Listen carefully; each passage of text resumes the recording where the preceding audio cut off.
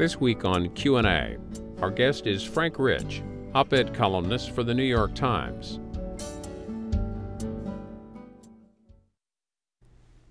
Frank Rich, for those who don't read your column on Sundays in the New York Times, give us kind of an overview of where you see this world we live in right now. Well, I think we live in a world that's an enormous transition, not just a transition from one kind of presidential administration to a very different one, but obviously one an economic transition with a lot of the sort of unquestioned rules of our economy being up for grabs. Also, in the case of America, a social transition as the country becomes more and more of a minorities-dominated country, which is causing some interesting fissions and so on, particularly with the first black American president. And obviously we're in transition around the world as American foreign policy tries to redefine itself. The Middle East once again tries to remake itself. How long have you been writing your 1,500-word column? That's a good question. I'm guessing about 10 years, maybe even longer. I'm terrible about dates. 1999, I guess that works out to 10 years. Oh, there you go. And you've been a columnist in politics for a total of 15 years? Right. I've been on the op-ed page of the Times one way or another, occasionally doing a version of it in Arts and Leisure since '94, early 1994. And as you know, not many people write one column a week, 1,500 words. Right. How do you approach it? It's completely different from doing the twice-a-week column that's half that size, which I did the first several years I did it. It's got to sustain itself as an essay at that length to hold people. And I'd say the single biggest thing about how I approach it is to construct it as a narrative. Even before having an argument for one thing or another, I like to tell a story. It may come out of my theater background, so I like to find a topic that lends itself to having maybe several different plot strands that you can all sort of tie up at the end. When do you start thinking about it? It's relentless. You know, as a friend of mine told me, the late John Gregory Dunn, who had a monthly column years ago in, I think, the Saturday Evening Post, it doesn't matter whether it's every day or every month, it's always like this sort of Damocles above your head. I would say that my process is that Monday I'm reporting a bunch of things and considering 8 or 9 things. I try to really winnow it down by Tuesday and report and research some more, and then Wednesday really finish up as much as possible the reporting and research, and write Thursday and into Friday. What people may not know about the Week in Review section of the Times is it actually closes Friday night at midnight. I mean, it starts printing, so if the world could end on Saturday, it wouldn't be in that section of the Times. So my deadline is really Friday, so it makes for a very packed week. And you know, you can turn on a dime and shift things as major news happens, whether it be something shocking like a 9/11 or something very active like a presidential campaign. But I sort of have a sense of where I'm going by midweek. How do you know you've had a successful column? I don't think you ever really know, because you can't really measure it by response, you know, whether ton of email or whether you're on the most emailed list of the Times, because there's certain subjects that automatically, I think, kind of hit the bell for people, particularly anything that is thought to be rather partisan. I find often that columns I wrote years earlier come back to haunt me for good or ill. People mention them, and so I don't think you really know. It's hard to tell. You do want to feel that you're being read, but you never know what influence, if any, you have. Now, you had about 14 years as a theater critic for the New York Times. Now that you've got about 14 years doing that, about 15 years in politics, which one do you like the best? I really prefer this. I have to say, first of all, it's just a much wider world. One of the reasons I wanted to get out of theater reviewing was it was very narrow. I mean, you knew on Thursday night you were going to review Hamlet or Cats or whatever it was, and you were sort of stuck with that diet. With a column, you can do anything, including, by the way, dip into culture, mix and match things. To me, it's been liberating, and I have to say, I'd always been interested in politics. I'd written about it at earlier times in my career. I'd always had this sort of double interest of politics and culture, still do, but this is the way I feel I've been able to realize it the best. So where do you get the most hate and the most love? Broadway or politics? Broadway versus politics. I was the butcher of Broadway. I was just loathed, in the theater. By the theater people. By the theater people. I love the theater. You couldn't be a theater critic if you didn't love it, because you go crazy, because most of what you see isn't great. But the theater community in New York, particularly at that time, it really was like, you're talking about 10 square blocks, all focused on the New York Times drama critic, whoever it is. So the passions were intense, and they were very readable, unlike the column. If you liked a show, they loved you, and if you didn't like a show, they hated you. I find much more interesting positive reaction to the column, not from everyone, obviously, but even from people who don't agree with it sometimes, and much more interesting discussion with readers in response to it than, oh, I agreed with you, that show was great, or that show was awful. I want to pick off a paragraph from a bunch of columns that went back a lot of years. Find this and just get you to respond and how you feel now. This one is May of 2009, May 10th actually. You say the title on it is "The American Press on Suicide Watch." By the way, do you get to write those headlines? Yes, the columnists, op-ed columnists do. Almost no one else at the paper does, as I understand it. If you wanted to pick the moment when the American news business went on suicide watch, it was almost exactly 3 years ago. That's when Stephen Colbert, appearing at the annual White House Correspondents Association dinner, delivered a monologue accusing his hosts of being stenographers who had in essence let the Bush White House get away with murder, or at least the war in Iraq. To prove the point, the partying journalist in the Washington Hilton ballroom could be seen fawning over government potentates, in some cases the very sources who had fed all those fictional sightings of Saddam Hussein's weapons of mass destruction. Well, I strongly feel that when we look back on sort of the political cultural history of the time, the Colbert speech at that banquet will be seminal. There are several things about it. First of all, he did criticize the Washington press, and I feel rightly, if comedically, for the reasons he said. But also, the people in the room did not get it. As you may recall, the general reaction of that press was that he had bombed. And this was, the Times initially didn't even mention in its news story that he had spoken. The Washington Post said, oh, it was a lead balloon. And then what happened? It ended up on YouTube, and the country went nuts. And it showed, to me, it was a dramatic illustration of the disconnect between Washington and the rest of the country. I think people were surprised back then that anything on YouTube could have such a voluble and fast reaction. And they didn't understand, a lot of people in that room did not understand why it was funny. And indeed, they retreated, and I think it was next year they got rich little. They were so afraid of, they were chastened by it. So I think it was an important moment, as much the reaction to, the difference in reaction in Washington and the rest of the country to Colbert's speech, as much as what he said itself. But I've noticed over the years that you, tell me if I'm wrong, stick the needle in the Washington press corps at those dinners that you see. And if that's, I know the New York Times doesn't go to them anymore, does it? Right, I had nothing to do with that, but they did stop going 2 or 3 years ago. It was a policy made by the news side.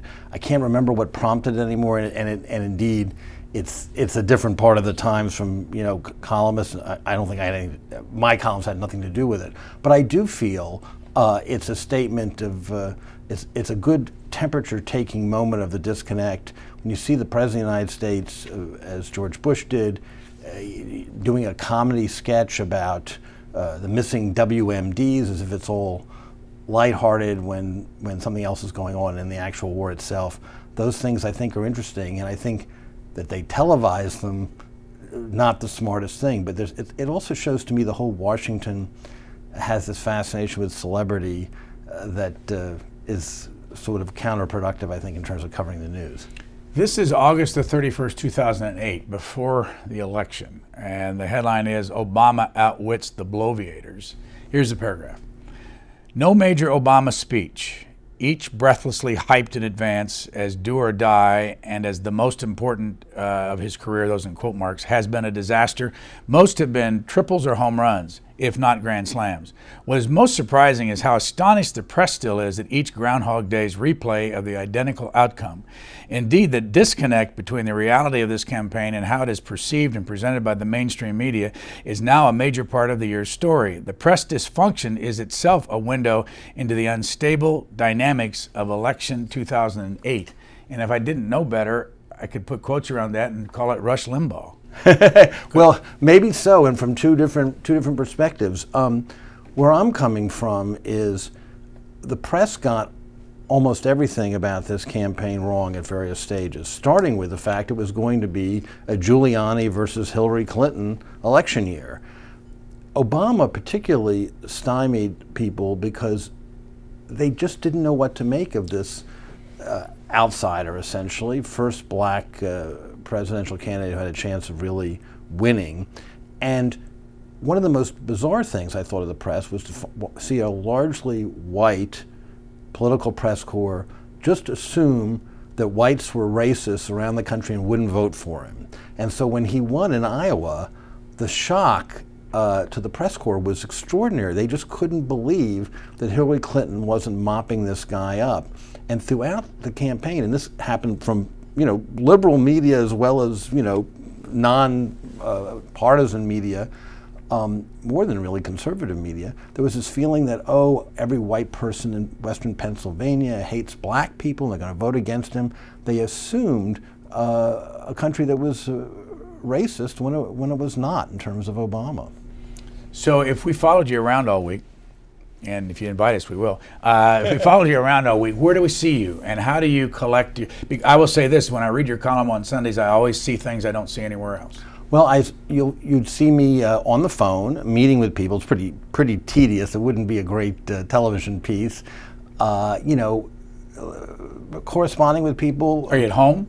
I'm at home when I write, because I can't get anything done sitting in an office. It's just too schmoozable, and I really need tunnel vision. And some of the writing I do at night too. I tend to work really late on Thursday nights. But I'll be in the office, I'll be around town, I will be in other people's offices, and I'll also, like everyone else in journalism these days, spending a lot of time looking at the internet, dealing with email. A lot of people contact me more and more, interestingly, by email than phone. It's amazing how phone traffic is just going down, even from sources and so on, even though email, of course, can leave a trail. So I wonder about that. But how often do you find people trying to get your attention for something? A fair amount, and I'm findable. So you can call up the Times switchboard and get my number, and people seem to sort of figure out the email address. Plus, there's a mail mechanism within the Times site, plus comments that left by the hundreds for columns I write. But people can find me pretty easy. I'd say the one place that people almost never find me anymore is by snail mail. It's amazing how people who used to send me documents, you've got to look at this, you've got to look into this, by mail, it's now all PDF files.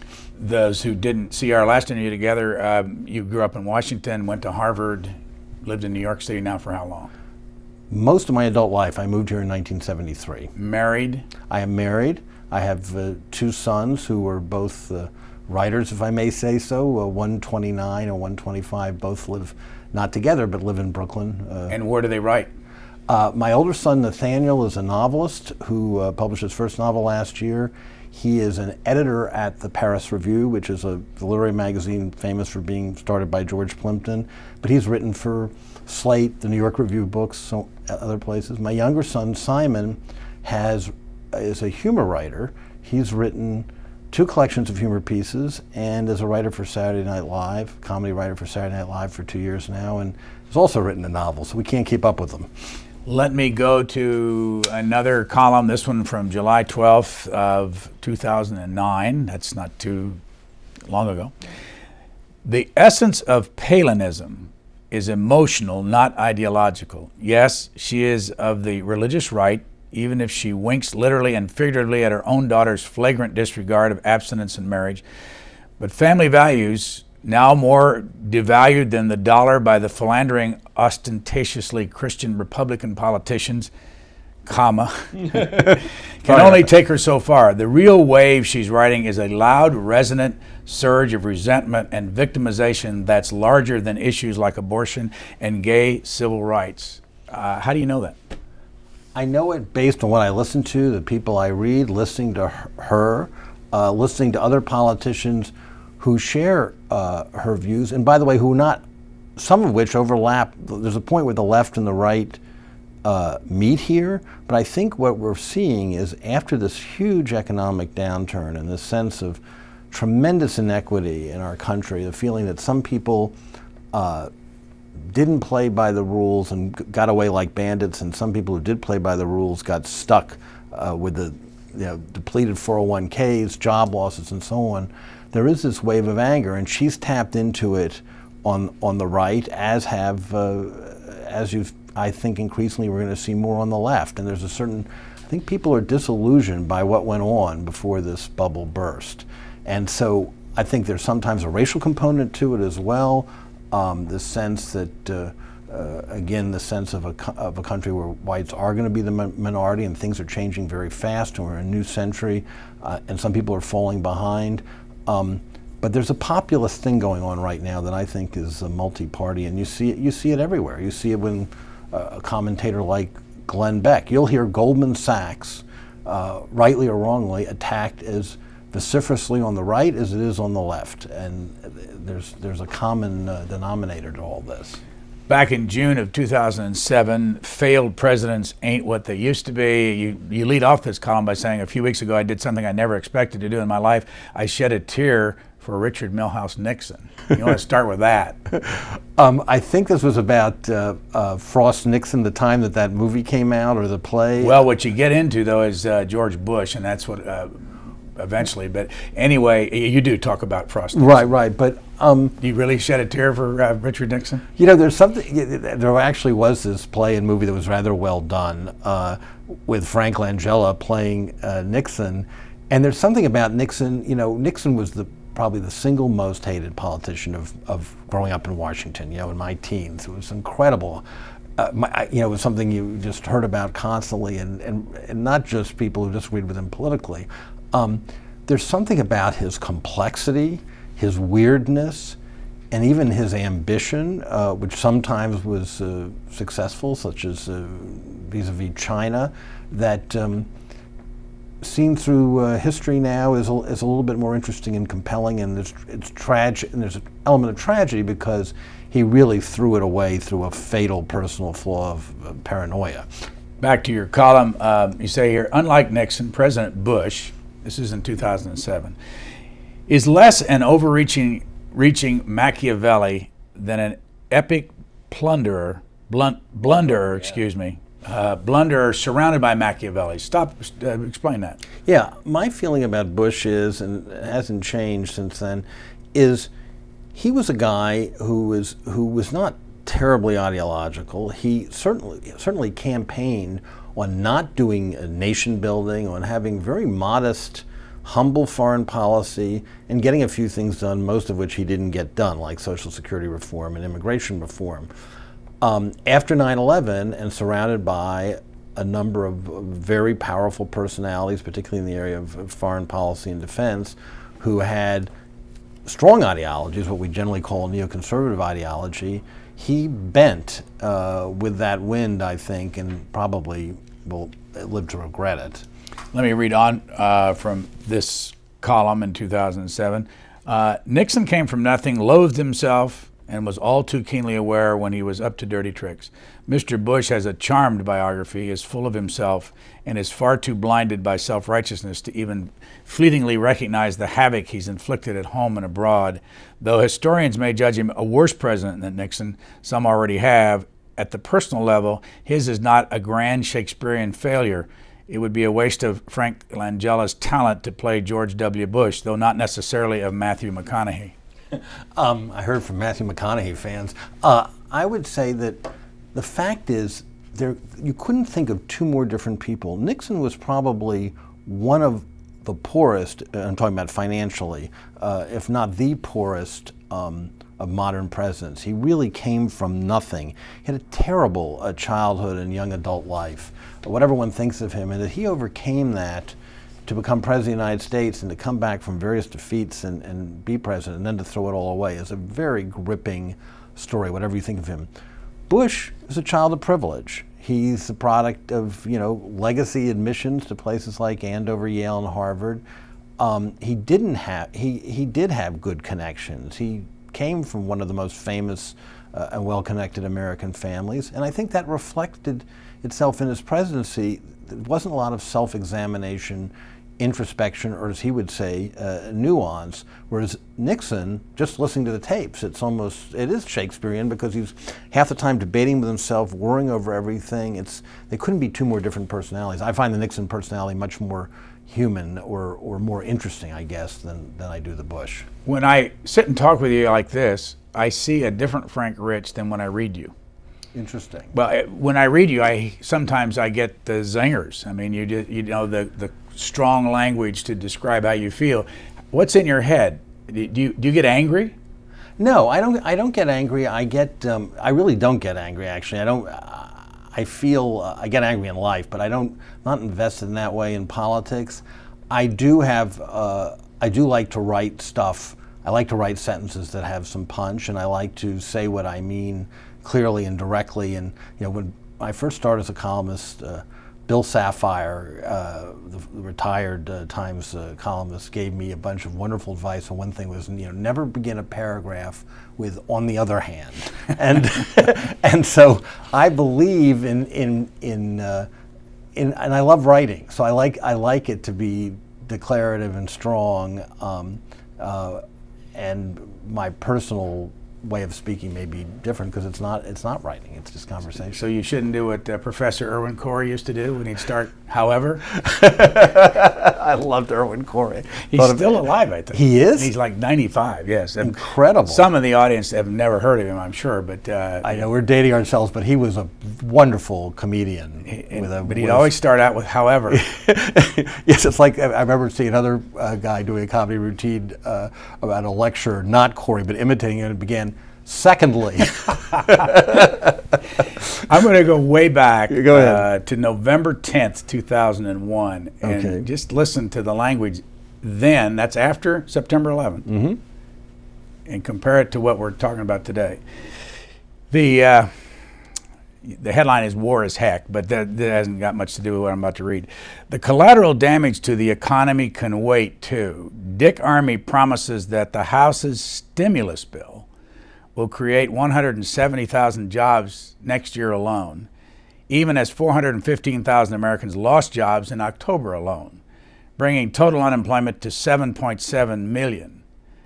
The House's package also awards $5.7 billion in tax rebates to 13 Fortune 500 corporations, while Congress earmarks at most $3 billion for fighting bioterrorism at a time when the American Hospital Association estimates that $11 billion is needed just to upgrade hospitals. But hey, what's the rush?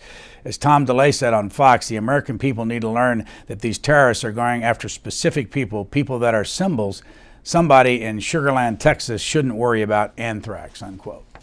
Well, I think, it's interesting. The more times change, the more they stay the same. What I think was bothering me then, and I think it was a real problem, was after 9/11, no one wanted to instill this idea of sacrifice. The idea was somehow everything would be hunky-dory. We wouldn't have to spend money on things like bioterrorism, really. We'd have a volunteer military fight this war, and we would go to Disneyland. I mean, the president literally said that, go to Disneyland. Cut to now, there's still, I'm not at all convinced that anyone in Washington, including the president, wants to stand up to the public and say, if we want to, for instance, reform health care and fight a war in Afghanistan, whether we should be or not is another issue, someone's going to have to sacrifice. And my memory is that there were even, in the last century, there were presidents, certainly Roosevelt and to some extent Kennedy in my childhood, who said, the American people have to step up to the plate. At some point, you can't have something for nothing. But at a certain point, Washington never really wants to go there. And what undid Johnson really was he kept telling everyone, ultimately, you can have guns and butter. And so we can't have guns and butter all the time. We couldn't have guns and butter after 9/11. We can't have them now in 2009. But saying this to the American public by politicians is difficult. Let me get just a sentence out of you for a couple of things. The Iraq War. Just a sentence. My feeling about the Iraq War is that we made a mess that diverted us from the war in Afghanistan, the war we thought we had won against the Taliban and Al-Qaeda at the end of '01. And now, thanks to a lot of brave and persistent troops, we've cleaned up the mess. History will judge whether this was a diversion of any value. A sentence about today in Afghanistan. I think it's an unholy mess, and I think that the Obama administration is going to have to decide what its goals are in the next few months under very difficult circumstances, given it's a mess. I mean, they don't have a leader that has our confidence or the people's confidence, the corruption. They don't have any kind of troops to speak of that we can train in any efficient fashion. What will you do if the President of the United States, Barack Obama, announces another 20,000 troops in addition to what he's already announced, the 21 or 22,000 he's going to send over there? Look at it very carefully. You know, around the time that Obama was inaugurated, he was saying, at least I heard him say it, you know, that the main mission there has to be to make sure there aren't people there who can attack us again. And that is a worthwhile mission. Everything beyond that is optional, including nation building and all the rest of it. So he's going to have to answer hard questions about whether additional troops do anything. They may or may not, but this is what McChrystal and others are looking at, and he's going to have to, he's going to be in a rock and a hard place and have to explain to us whatever he's doing, including if he doesn't send troops or if he's pulling troops out. He's got very smart people, including obviously Richard Holbrooke, Hillary Clinton, Joe Biden, who know about this territory, but there's not a one of them who would say that it's easy. Do you know specifically people that read your column every Sunday that are in government and in the media world, and when you sit there and write, you know that they're, and I'm talking about people in high places? Yeah, I do, but I can't say that I think about it. You know, maybe my theater critic training was good. I certainly knew that the star of a play or the playwright was going to be reading it, but I always thought about the reader, not the person who's the subject of the piece, because your job is to serve the general reader, not people in power or people who are stars, or whether it be in politics or show business or anywhere. Well, on that note, how close do you get to people? Not very. I really keep my distance. I like living in New York. I'm always glad to hear from people, and do.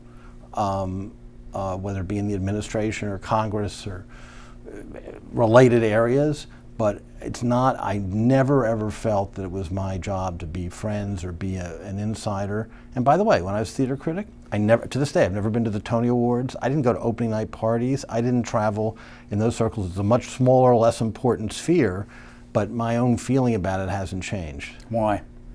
I feel you can be more objective if you're not caught up in it. And it may be that, you know, I grew up, as you know, as we said, in Washington. My stepfather, my late stepfather, was what we'd now call, I think, a K Street lawyer. He was sort of a fixer for airlines, mainly in the days before deregulation.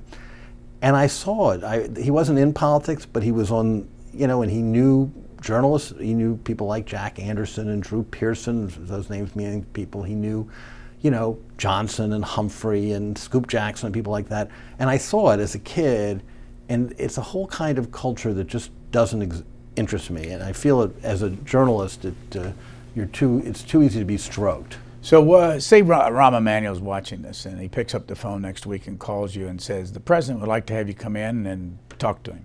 And he's seeking your insight, and at the same time you can ask him anything you want to ask him. Would you do it? Of course, but I wouldn't give him my advice. I don't think that's my role, but I would absolutely welcome any opportunity to talk with the President of the United States, and I think, or Rahm Emanuel, or anyone in the administration who has something they want to tell me. And then that's great. I'm all for that. Of course you do that. What I don't want to do is become part of the sort of party circuit, the Washington Correspondents' Dinner circuit, or too much off the record, behind the scenes stuff. Do you? I know you're a close friend of Maureen Dowd. Mm-hmm. I mean, I've seen it. You've written about her in the past. Well, we wrote a column together before either of us had our own columns. I bring her up only because she's another columnist at the Times, but there are many others. Do you coordinate among the columnists to make sure that you don't write about the same thing? No, never have, and no one does, whether they know each other or not. In fact, we don't even tell our editors what we're writing in advance. So when readers are puzzled if 3 people in the same day have a column on whatever, Israel, Dick Cheney, Henry Louis Gates, it's complete and utter coincidence. They don't even know what's happening until they're turned in, and so we don't know what each other is writing until we see the paper. Let me go back. The last one I read was in November of 2001. I want to go back to 4 days after 9/11, which would have meant you would have had to scrub your column and start from scratch, I guess. Yeah. I don't even remember what it was. It was a Tuesday when 9/11 happened. It was a Tuesday, which is sort of when I have to usually start pulling the trigger. So whatever I was thinking of, I hope not Gary Condit, whatever was going on then, obviously was shaken. Well, I dipped into the September 15th column, 2001. This week's nightmare, it's now clear, has awakened us from a frivolous, if not decadent, decade-long dream, even as it dumps us into an uncertain future we had never bargained for. The dream was simple, that we could have it all without having to pay any price, and that national suffering of almost any kind could be domesticated into an experience of virtual terror akin to a theme park ride. The first part of that dream had already started to collapse with the fall of the stock market, the rise in unemployment, and the evaporation of the surplus, well before terrorists achieved the literal annihilation of the most commanding edifice of American capitalism.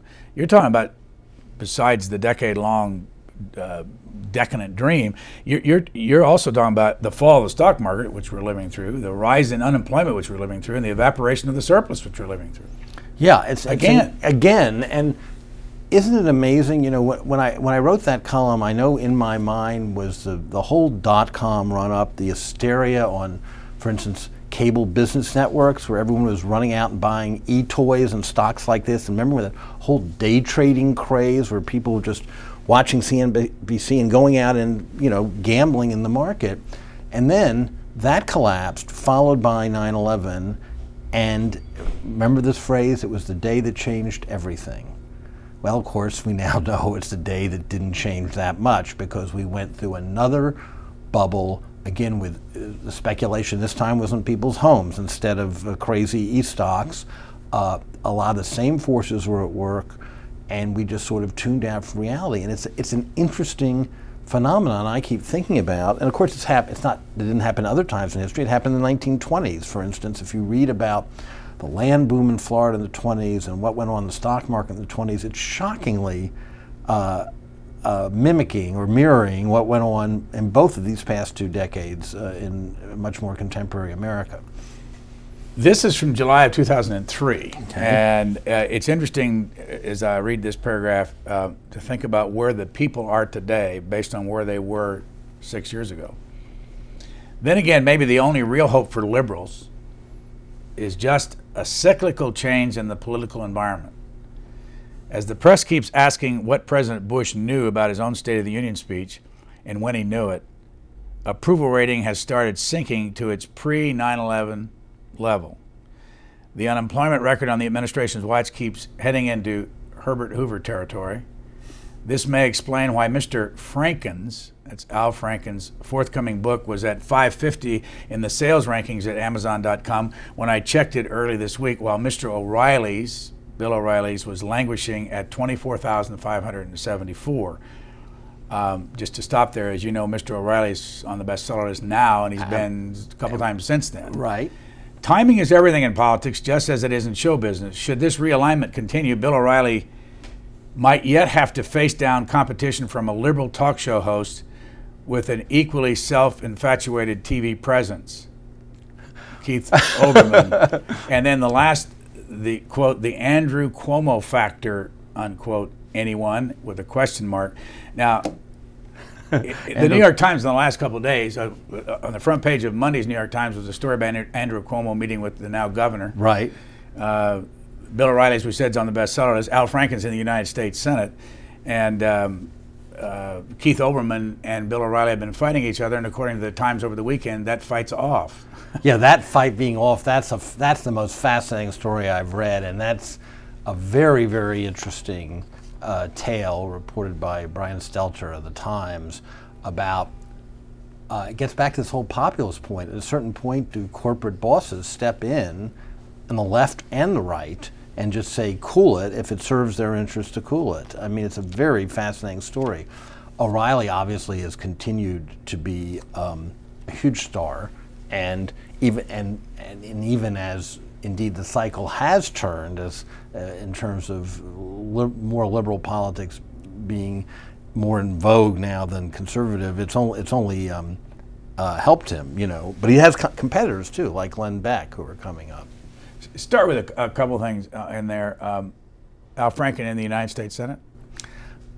Fascinating. You know, what a crazy race that was, and the endless counting and recounting.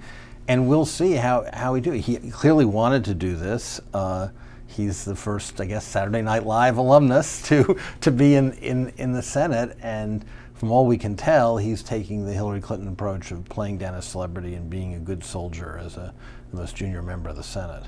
Bill O'Reilly's show is rated higher than any other cable news show, and almost as high as any cable show on a, you know, it's close on a night-to-night basis. What do you make of that? I think that he has a very, very committed and loyal audience. And why? Why? Mm-hmm. I think that he gives voice to people's anger about things, to their views about things, not necessarily angry. Fox is good television in the sense the way it's produced and moves along, as you know. And I think that it's impressive that anyone can have longevity. So does Limbaugh in another sphere. The left has not been so capable, interestingly enough, for all their ties to show business, at finding mass communicators who deliver to their audience the way that these guys do. But do you find when you attack somebody in one of your columns, I'm not sure you'd even use that word, but when you're really sharp about somebody, that you get more of a feedback than when you're just even-tempered? I mean, and is it calculated at all? It's certainly not calculated, and I'm not sure it's true. I think that there's some times that you can write in an approving way about people behaving the right way or doing the right thing, where you can get an enormous response. I think if you have no opinion, or you're just, you know, doing on one hand on the other hand, then you will get no response. But I think that no, it isn't calculated at all. I don't even think that way. I really think of what is the story I want to tell and how I'm going to tell it, and then make the writing as sharp as I can to further what it is I want to say. I'm going to go way back to July 31st, 1994. Oh my God, as a child. Well, it's interesting for a couple of reasons. One of the people we're going to mention is deceased, and his son's in the Congress. The other person, and we'll catch up with that in a minute. Gonzo versus Leach is what this says. Henry Gonzalez, the Texas Democrat who runs the hearings, we're talking about the Whitewater hearings, right, with an iron gavel, has the facial creases, liver spots, and sly down-home courtliness to be the next Sam Ervin, but all resemblances end there. Who was Sam Ervin? Sam Ervin ran the Watergate hearings, Senate during the Nixon years. Enforcing a strict 5-minute rule on each questioner and ruling anything that might resemble a substantive inquiry out of order. He makes a kangaroo court look like a model of jurisprudence. You were making a statement there on this. I was, and yeah, absolutely. And indeed, do we remember anything about those hearings? We remember Sam Ervin. I'm not so sure we remember the Gonzalez-Whitewater hearings anymore. The next person I'm going to mention, is in the Obama administration, and this is the next paragraph. But Representative Jim Leach of Iowa, the insufferably pious Republican avenging angel of Whitewater, almost makes Mr. Gonzalez seem ingenious. Forever advertising his erudition with gratuitous scholarly references to Copernicus yet, and knitting his brow as if Washington's dastardly evils might dissolve him into tears, Mr. Leach is a Dickensian windbag in search of his own bleak house, in quotes. His early disclaimer of any desire, quote, to suggest or imply criminal conduct, unquote, was the Republicans' funniest display of hypocrisy. He now runs the National Endowment for the Humanities. Right. Well, here's the thing about Leach. First of all, I have to say, my own words bring back his behavior in those hearings, and I did find them incredibly Dickensian. I found he did this more in sorrow than in anger shtick, in my view, to a fare thee well. He ultimately voted, I believe, for at least one article of impeachment, and I don't think it was his finest hour. He's earned a reputation, including among many people I know, as being an unusually thoughtful, now former member of Congress. In terms of this Republican Party, a more moderate member. However, I have to say the National Endowment for the Humanities, which is a very worthy agency, but it is about academia to a certain extent, and I think that some of the description I had in that column will serve him well as he's dealing as head of the NEH, because it's insufferably pious Republican, who, by the way, went to the Democratic Convention and endorsed Obama, absolutely. Again, 1994. Are you still doing some work for HBO? I am. What are you doing for them? I'm a consultant for them, which means basically I sort of have a voice at the table, whether it be electronic or a real table like this, and talking about a lot of stuff involving programming as a new regime took it over and had to retool, and the cupboard was sort of bare. And it has nothing to do with journalism. In fact, the one thing I'm not really involved with there at all is documentaries, and it's fun. Well, the reason I bring up that part of it is because back in 1994, you wrote "Why Marion Barry?" ? And this month, there's a documentary on HBO on Marion Barry. But here's what you say back then. Of the Barry voters, by the way, Marion Barry was mayor 4 times of Washington, and is now on the city council, and there have been lots of other stories. Yes. Of the Barry voters I queried, only one attacked the media for caricaturing the candidate, my father. He was enraged that NBC ran the FBI video while polls were still open, and objects that Mr. Barry, who did time for a misdemeanor, is more often referred to as a criminal than is Oliver North, who escaped a felony conviction on a technicality. Dad, now 73, in 1994, is a businessman whose F Street store never recovered after being looted in the 1968 riots. Is your father still alive? My father is very much still alive, no longer has shoe business, very much in Washington, D.C., and my father's a very interesting story. He did, as I alluded to in that column, he did have a family business, shoe business, that I failed to go into in downtown Washington. It was looted the night of the riots after King was assassinated. And unlike many other white businessmen of that time in downtown urban America, he wanted to rebuild. He did not want to flee to the suburbs, give up his business. He wanted to it was really kind of a heroic thing. It led him to be involved a bit with Marion Barry, and to be involved in the campaigns from everything to save the Willard Hotel, which was successful in downtown Washington, to this day, he still volunteers for DC Vote, the organization that tirelessly lobbies to try to get full voting and self-government for the District of Columbia. Dad's 88? Yes, he was 1920. Yes, he's 88. He turned 88 in April. Here is the first sentence of a 1995 column, March 5th. Bit by Bit is the name of this column, and it says, as a media celebrity, the internet is now seriously overexposed. Were it a person, we might be as sick of it as we are of Lance Ito.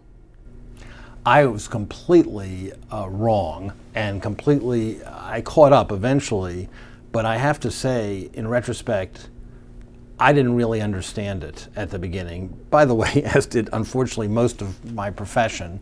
And the internet now has become, of course, the tail that's wagging the dog of all our endeavors. And you did say this back then. The happy surprise about the internet is its unpredictable domestic political implications. well, I guess a stop clock is right twice a day. I'm sure that was about the only correct thing I wrote about the internet at that time. The internet, it's really interesting when you look back during the second half of the Clinton years. The internet really became a mass communications medium used by large parts of the public, coincidentally with the Clinton scandals. That's sort of how it, things like the Drudge Report and even emails, when it really entered people's lives for the first time as it not being some sort of fad. And ever since then, we've been trying to catch up with what it means, but then we didn't even understand it entirely. And of course, the political implications of it, good, bad, and indifferent, have been enormous ever since. Well, about a year later, you wrote, as a professional medium for breaking news, the internet is, if anything, what TV news was in its infancy. A toy for those with time and money on their hands. It repackages print and television journalism with interactive sideshows, much as the networks of the early 50s dressed up recycled print and radio reportage with primitive visuals. Like TV before it, the internet will soon move far beyond this embryonic stage. But for the moment, unwired news junkies needn't worry that they're missing much. For all the hip hard sell, MSNBC may have as little bearing on that cyber future as Howdy Doody did on MTV. Well, there I was, by the way, I was talking about MSNBC, the website, not the network, which didn't exist yet, I don't think. Right around there is when it started. It was just when it started, but yeah. It was a completely different thing from what it is now. There I was sort of right, and I have to say, assuming you quoted me correctly in context, because that was exactly true then, and it was parallel to television, and then just as television completely changed TV news and everything else over the first 5 or 6 years of its history, so is this, even at a bigger warp speed because of the way electronics work today as opposed to TV in the analog world. I found this quote of yours in Harvard Magazine. Do you remember the profile? I do. Did it have any impact on you, the profile? Did you get any feedback from your... I got more requests for money from Harvard, which I ignored, but anyway. And you were at the Harvard Crimson. Were you the editor? I was the editor of the editorial page. And who was there with you? Anybody we know? Mike Kinsley, Jim Fallows, Evan Thomas. It really was sort of, it's an old boys club. Esther Dyson, who's gone on to be one of the great, philosophers of the internet. Many people. It was an interesting group, interesting crowd. Here's the quote. Jim Glassman, the conservative columnist, who was in the Bush administration, the State Department. Right. But here is your quote. Right before George W. Bush runs for president, he buys a ranch, one that isn't really a ranch, to establish the image that he is a red state, language I probably shouldn't use, S-kicker, rather than the scion of one of the most aristocratic families in the United States, a graduate of Andover, Yale, and Harvard. In the 2004 campaign, you have another Yale aristocrat, John Kerry, driving a Harley Davidson onto the set of the Jay Leno show. That's just like Bush clearing brush on his ranch. All of us need to question this level of cultural manipulation. Mr. Obama or Mr. McCain, any cultural manipulation? I think Obama is extremely brilliant at packaging, and I think we should watch it closely. I don't think he's reinvented who he is to the extent that Kerry tried to and Bush did. But look, this is a master of the media we have now, Obama. And McCain, I think one of the refreshing things about McCain was he just impervious to packaging. They try to get him do set routines and you throw the word maverick around all the time, but basically with him, what you saw was what you got. He was the least slick. Bob Dole was also like that in a way. There's some people, and I sort of admire it, who can't be slick. They're either too old or they're too stubborn or whatever. They won't listen to people, and I think that's refreshing, although it's rapidly being snuffed out in politics. Have you ever met President Obama or John McCain, Senator McCain? I met them both. In what kind of context? I've met both of them basically as a journalist. I've I interviewed Obama. I was in a group of columnists that he talked to just before he was inaugurated. He came to the editorial board meetings at the time when he sought and didn't get the endorsement during the Democratic primary season. And McCain, I've met in passing at various places, including a delightful, if vaguely ridiculous, party he gave during the Republican convention in New York, where a lot of journalists went. And what that was 92. Was it? No, much late. No, in the no, it was. I think it was during 2004. Okay. Yeah, no, not 92. I didn't meet him that early. And but I really remember about, and he was delightful, as many people think. But what I really remember is his mother and his mother's sister were both there. These women who were still running around in their 90s, who were just absolutely, funny, completely unpackaged, so unlike the kind of people you meet in politics. And I found that as interesting in a way as him. This is from December the 2nd, 2007. You got to remember the election was in November 2008. And the headline on it was, "Who's Afraid of Barack Obama?" You wrote, "Election year isn't even here yet, and already most of the first drafts penned by the political press have proved instantly disposable, from Fred Thompson's irresistible Reagan-esque star power to the Family Research Council's ability to abort the rise of Rudolph Giuliani. The biggest beltway miss so far that the Clinton campaign is a textbook, in quotes, perfect and tightly disciplined, was surely buried for good by the undisciplined former president's seemingly panic-driven blunder last week." And I don't remember what the blunder would have been. I don't either, but this was a steady theme of mine. Let me read the next paragraph. "The Washington wisdom about Mr. Obama has often been just as wrong as that about Mrs. Clinton. We kept being told he was making rookie mistakes and offering voters wispy, idealistic sentiments rather than the real beef of policy. But what the Beltway mistook for gaffes often was policy." Right. It's amazing when he said, for instance, I don't remember if it was at this time or not, but in one of the debates where he said, we might have to go into Pakistan and take out Al-Qaeda, or words to that effect, that was considered a big gaffe when actually it was his policy, and may still be to some extent. And indeed, the other half of that the Clinton machine was just unbeatable, was just taken as a given. This is April 12th, not too long ago, 2009. "What, if anything, have we learned from this decade's man-made economic disaster? It wasn't just trillions of dollars of wealth that went poof in the bubble. Certain American values also crumbled and vanished, making quick killings by reckless gambling in the markets, rather than by investing long-term in new products, innovations, technologies, or services that might grow and benefit America and the world, became the holy grail in the upper echelons of finance." You go on to say, "We've discovered, for instance, that Lawrence Summers, the president's chief economic advisor, made $5.2 million in 2008 from a hedge fund, D.E. Shaw, for a one-day-a-week job. He also earned $2.7 million in the speaking fees from the likes of Citigroup and Goldman Sachs. Those institutions are not merely the beneficiaries of taxpayers' bailouts since the crisis. They also benefited during the boom from government favors." I can go on, but you can see that one of the things I wanted to demonstrate is that when, and I sense that you tell me you like Barack Obama and you're on that side of the political fence, but you've been taking regular shots at both Tim Geithner and Larry Summers and Bob Rubin. I'm very disturbed about the culture that I described there that got us into this mess. There's no evidence to suggest that it's ending. What have we been reading the past few weeks about now brilliant computerized speed trading done by Goldman Sachs and others that have nothing to do with value. It has to do with getting rich quick, not building the country. And to me, it's an open question about the Obama administration, where the people who helped get us into this mess to some extent, now on the other side in Washington, can make it better. All right, we're recording this on the Monday of the week it goes on the network.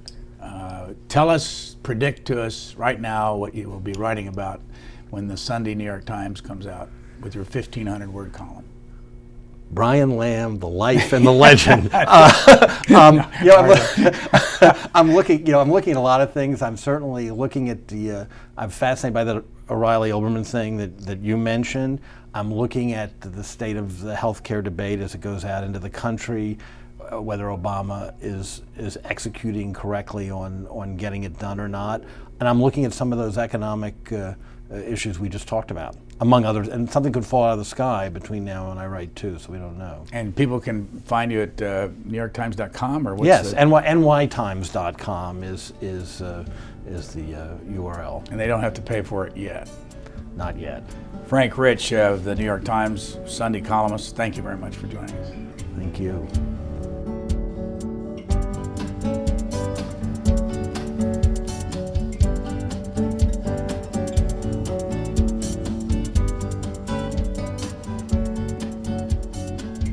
For a DVD copy of this program, call 1-877-662-7726. For free transcripts or to give us your comments about this program, visit us at qna.org. Q&A programs are also available as C-SPAN podcasts.